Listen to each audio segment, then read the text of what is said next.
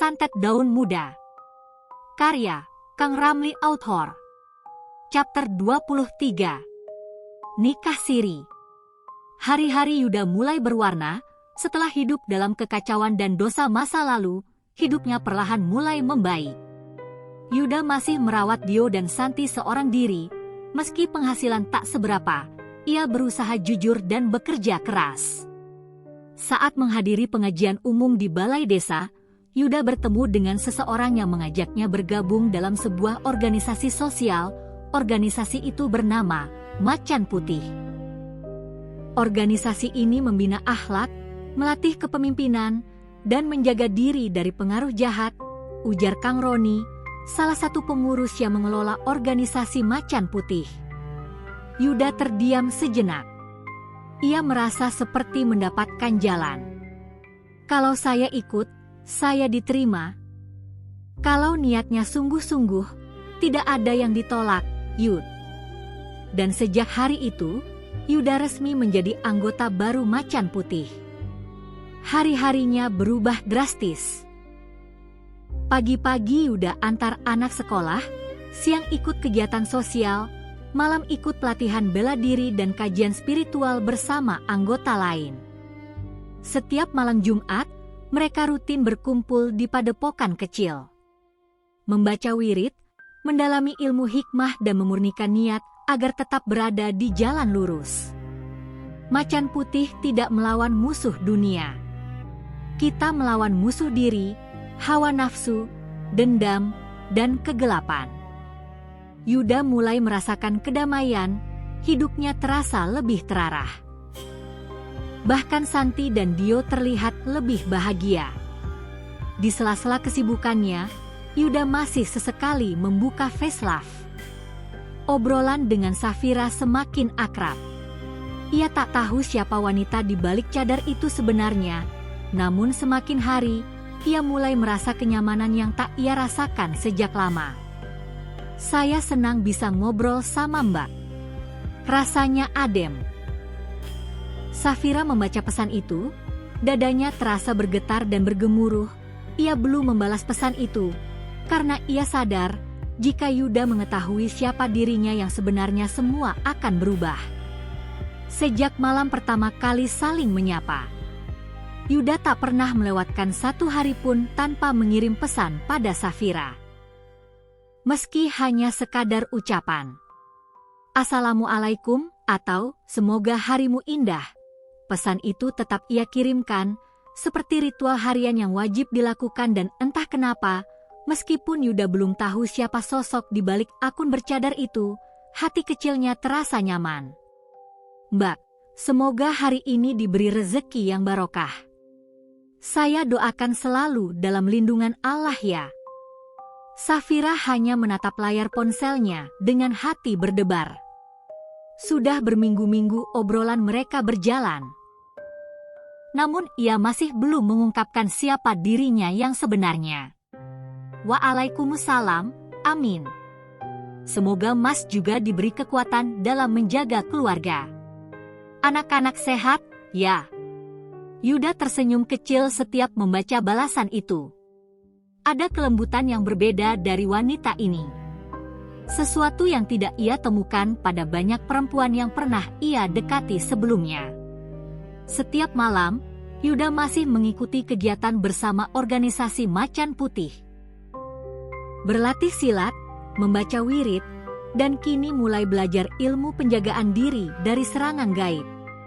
Namun Kang Roni, sang pembimbingnya, suatu malam berkata, "Kamu makin terang, Yuda. Tapi semakin terang seseorang, semakin banyak pula bayangan gelap yang ingin mendekat." Yuda hanya mengangguk, belum sepenuhnya paham apa yang diucapkan oleh Kang Roni. Malam itu, saat Santi tertidur, Yuda kembali membuka FaceLove. Jarinya gemetar saat mengetik pesan. "Mbak, boleh tanya satu hal?" Safira membaca pesan itu dengan sangat lama, sampai suasa menjadi hening dan dadanya kembali berdebar.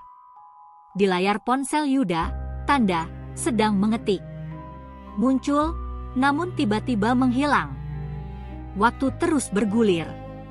Hari-hari Yuda semakin terasa hangat sejak kehadiran Safira_Nurcahaya dalam kehidupannya, meskipun hanya lewat pesan-pesan di FaceLove. 1 bulan telah berlalu dan selama itu pula Yuda tak pernah absen menyapa. Hari itu hujan mengguyur deras, langit muram. Namun hati Yuda justru sedang bersinar. Di dalam kamar, anak-anak tertidur lebih awal.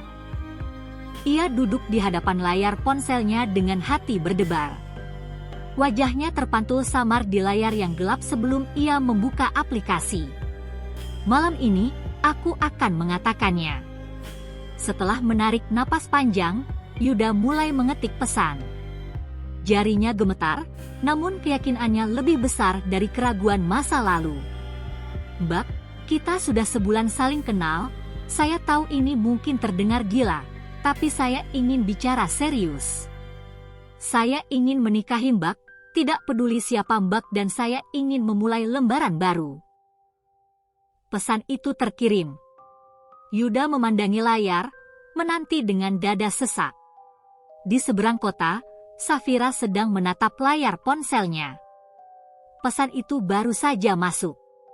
Tangannya gemetar, kakinya lemas. Menikah. Matanya menatap cermin di sisi kamar, wajahnya sendiri tak terlihat jelas, hanya bayangan samar cadar dan mata yang menyimpan luka.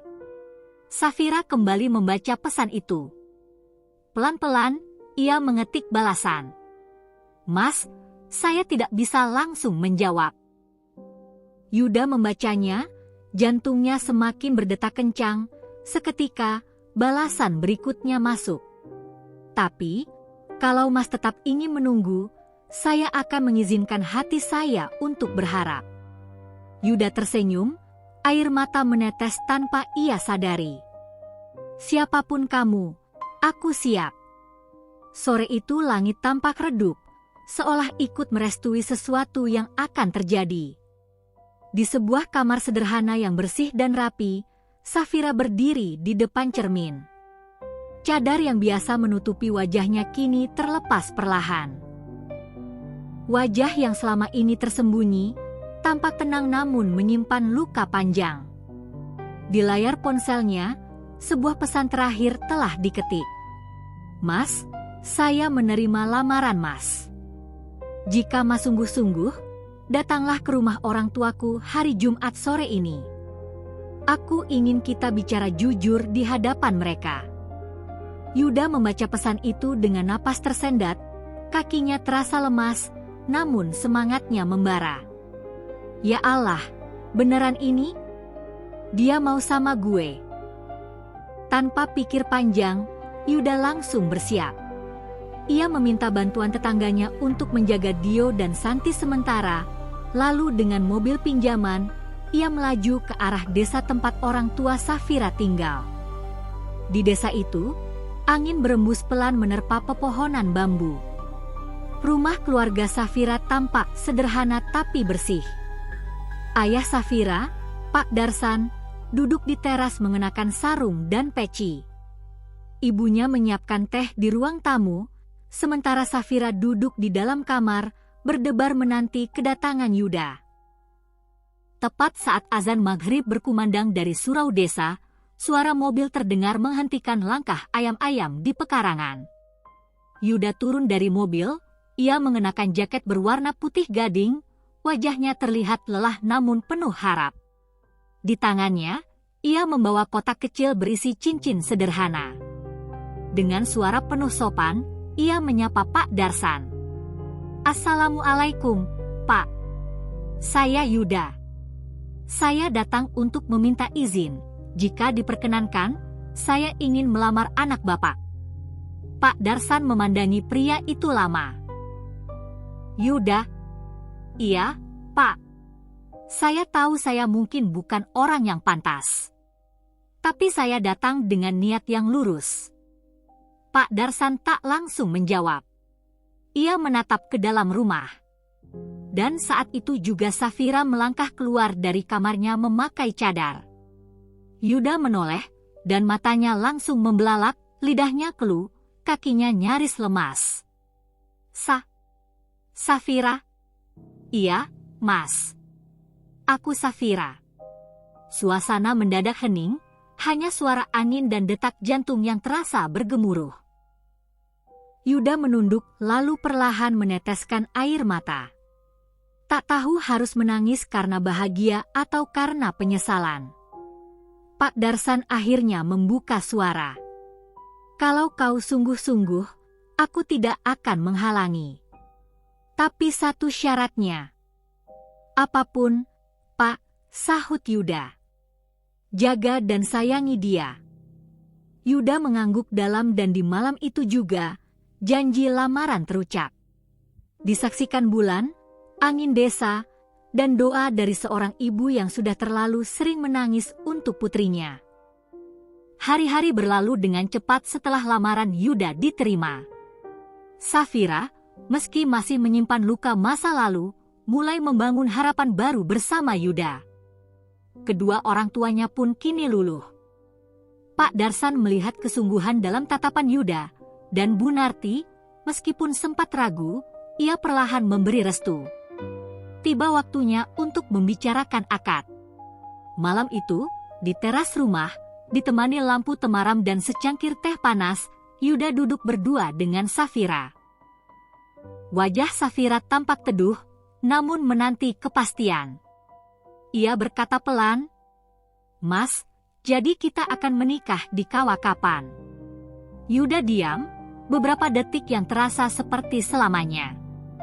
Kemudian ia berkata dengan suara pelan namun jelas, "Enam, aku ingin menikah sama kamu, tapi mungkin untuk sekarang kita hanya bisa nikah siri dulu."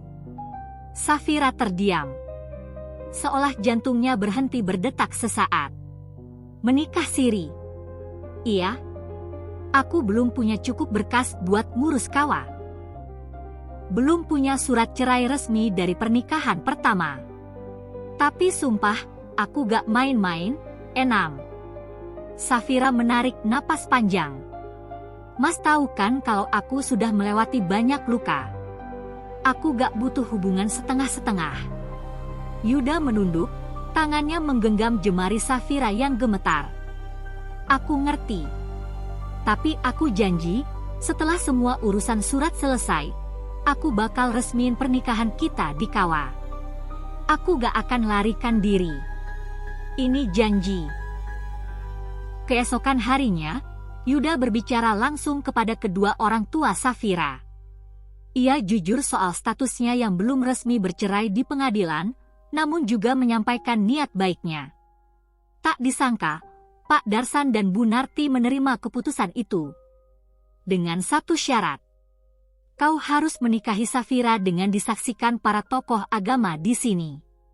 Bukan sembunyi-sembunyi. Dan jangan sekalipun kau sakiti dia lagi. Maka diputuskan, pernikahan akan dilakukan secara agama, disaksikan oleh tokoh masyarakat dan ustaz di desa. Bersambung.